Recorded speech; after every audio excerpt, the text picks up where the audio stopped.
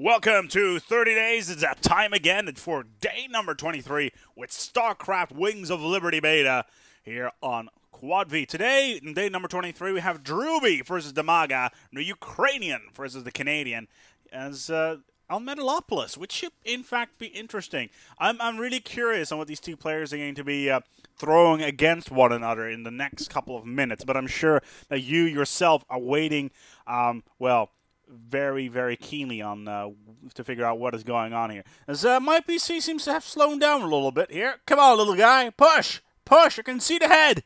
There we go. We go here. DIMAGA, of course, coming out as the Zerg here on Metalopolis. On the other side, we got Drewbie as the Terran. And they're spawned really, really close to one another, as DIMAGA is already sending out his Overlord in exactly the correct direction, which is great for him, considering he will be able to scout out very early on what the Drewbie is up to. And Drewbie, well, knowing that he's Terran, he knows that he needs to get those Helions out as fast as he possibly can to try and get in towards DIMAGA's base. DIMAGA, however, due to the placement of his hatchery, will have an easy time trying to get his queen right on top of his ramp, make sure that none of these Helions get in. And that is important on that front. We do have the cocoons being built right now, so we'll have to see what both sides are up to.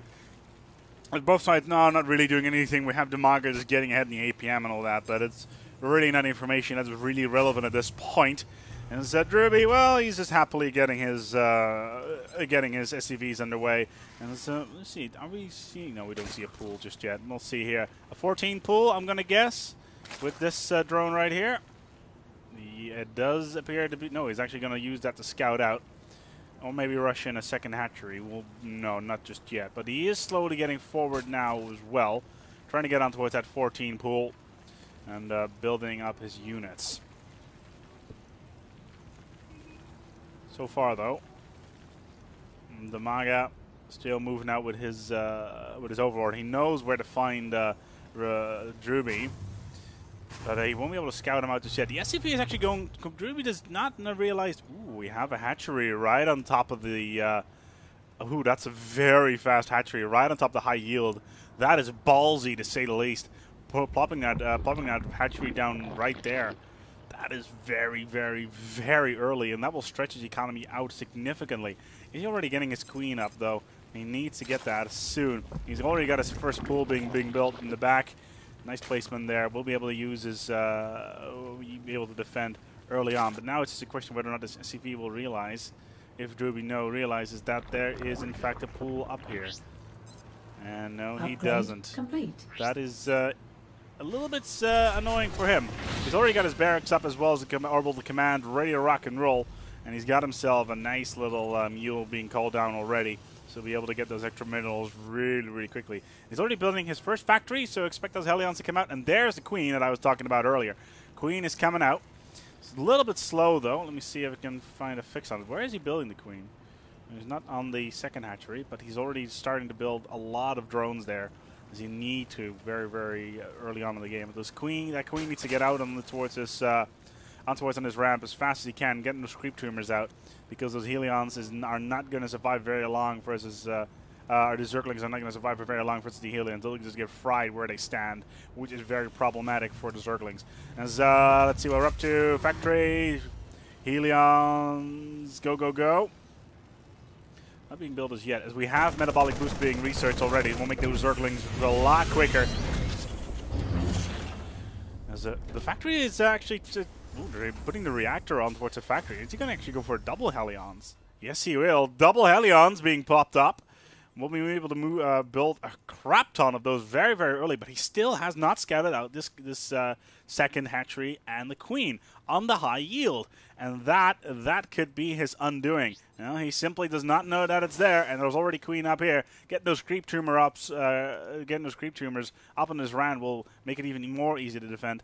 But in combination with these Zerglings that have, well, they don't have their metabolic boost on them just yet. No, they're being researched right now. But it'll make him a lot quicker and maybe able to make sure that he can actually, well, surround those Helions a lot quicker, because the Helions are fairly weak compared to, well, the speed and aggressiveness of the Zerglings. We do, however, have a starport being built right now.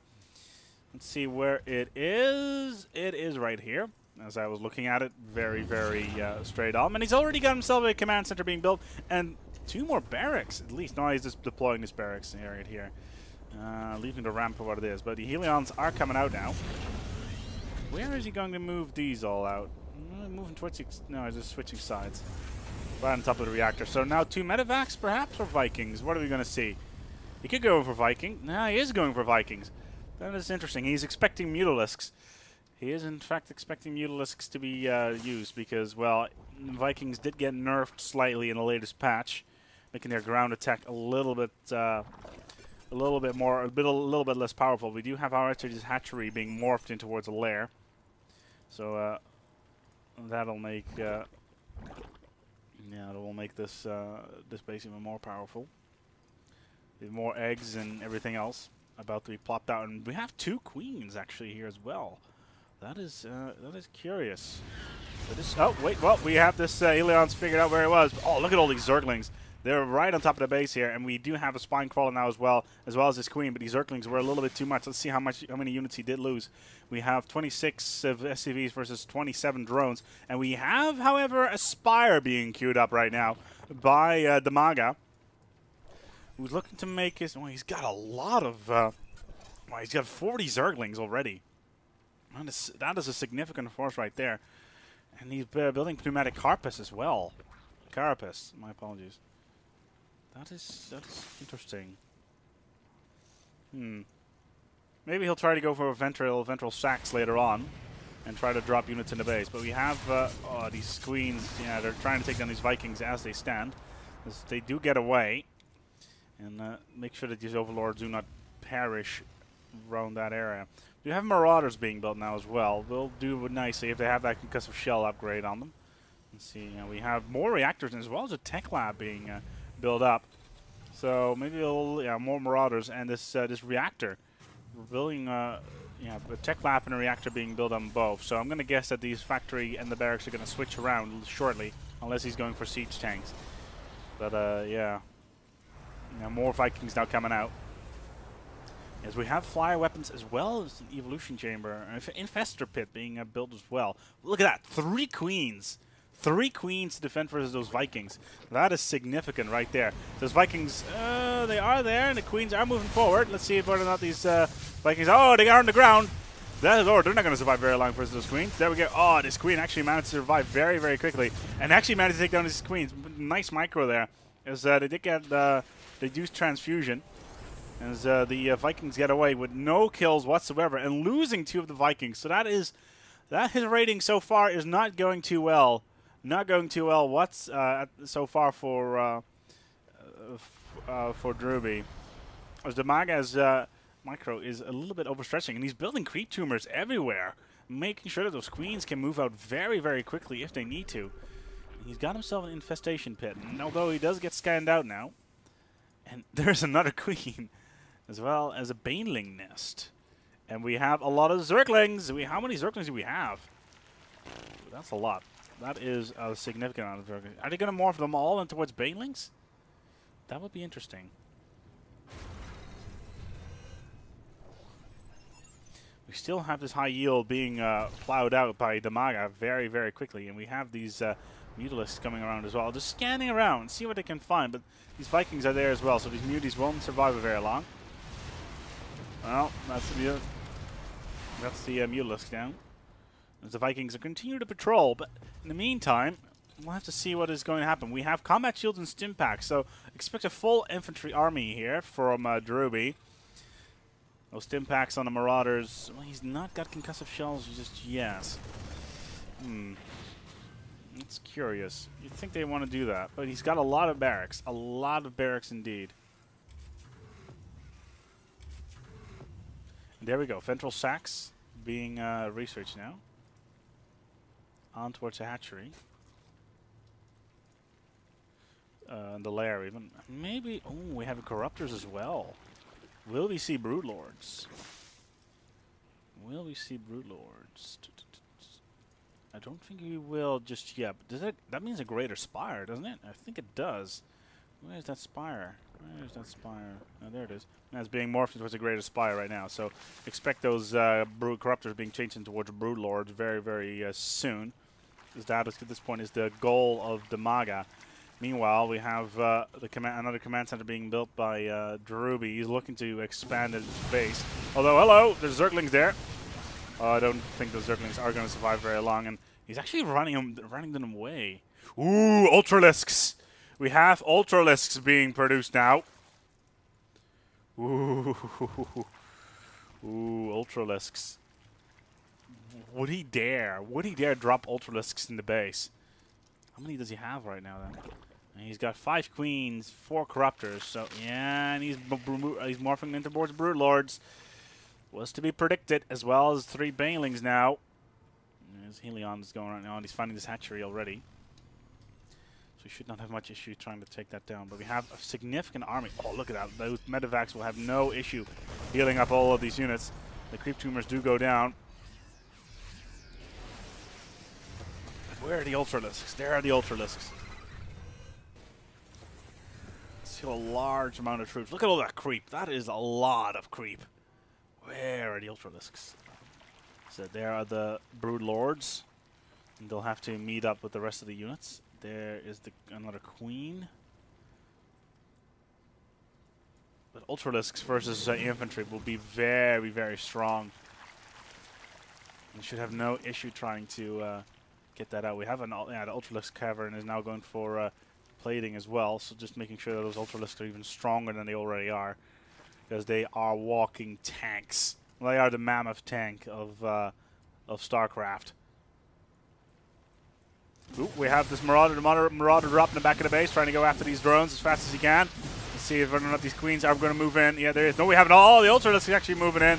Oh, those Marauders are going to die. They do take down the spawning pool, though, as these Ultralisks are getting eviscerated where they stand. Look at that. That is one huge beast. That is one massive Ultralisk right there. And now Drewbie knows that he is against Ultralisks, and he will need to counter. And he has got himself siege tanks, and he's going for infantry weapons. We do, however, have a little bit of a drop situation going on here, with these siege tanks trying to go in, with these overlords trying to drop banelings in the base, but that didn't work out very well.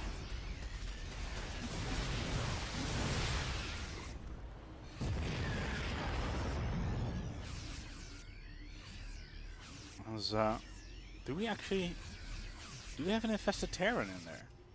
No, we don't. We do have stim-packed units. If they're trying to heal things up. We have 2 Ultralisks being dropped in the back of the base, but this massive force of Marauders is too much, and the Ultralisks will have to fall back, being scouted out as we go. And look at that. That is a huge army. Oh, look at all those medevacs. That is massive, massive, massive army right here.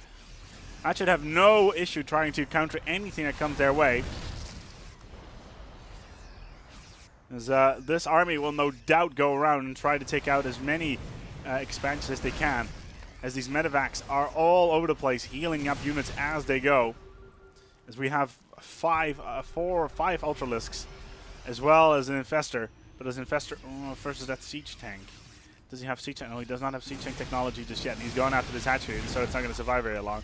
Those concussive shells are just a little bit of trunks. Oh, hello! So all of the units are trying to go in. Oh, look at those Ultralisks! Oh my god! He's absolutely annihilating!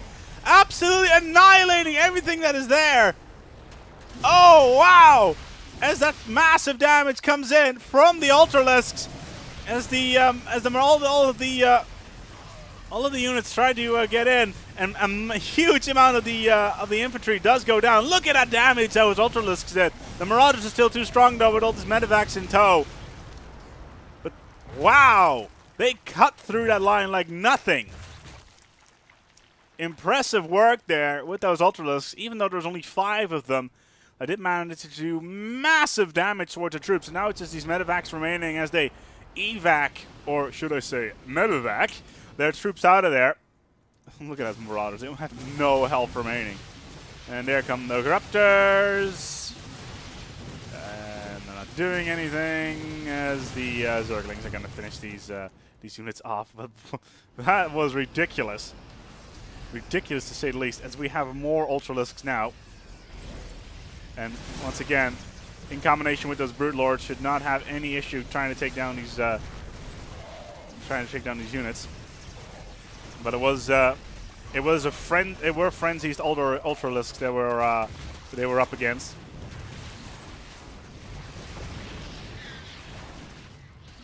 As once again, these Ultralisks are trying to get in towards the lines of all of these infantry units.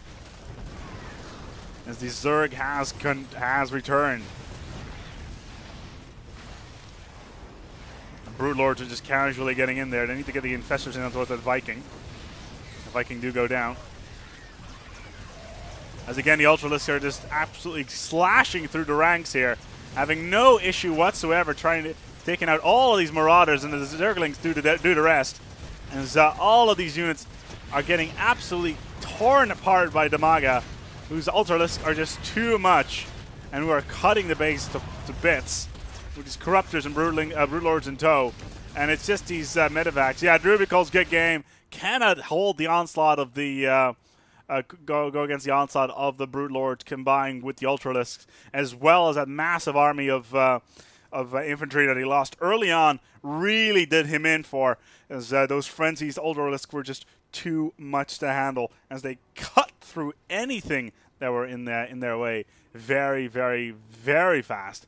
Regardless, though, this has been day number 23 here on Quad V for 30 days of StarCraft. Don't go anywhere, as right up in the list is also day number 23 of 30 days of Warcraft. So be sure to check that out as well. In the meanwhile, after you've watched this VOD, be sure to drop your comments in below, whether or not you're on quadv.com and or YouTube.